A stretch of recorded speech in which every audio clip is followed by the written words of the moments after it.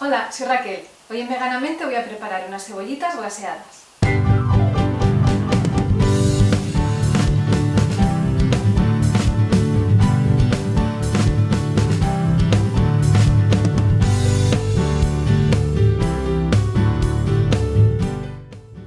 Para hacerlas vamos a necesitar cebolletas francesas, vino blanco, mantequilla, un poco de azúcar, pimienta y sal.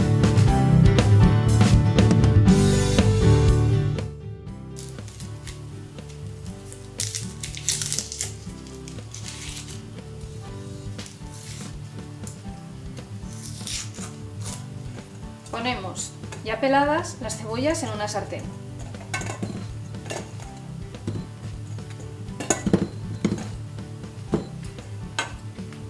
Y ahora simplemente le incorporamos los ingredientes: el vino, una pizquita de sal,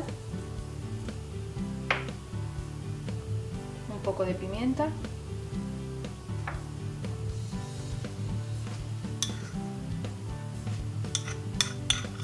la mantequilla y cubrimos con agua.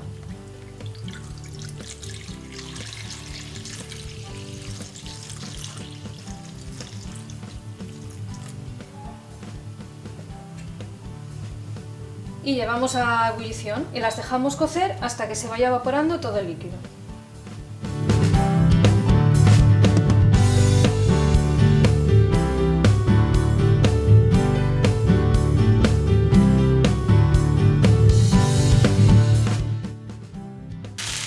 Ya veis que ha desaparecido todo el agua, así que ahora simplemente se trata de dejarlas que se doren con la mantequilla que queda aquí hasta que tengan el punto doradito que más nos guste.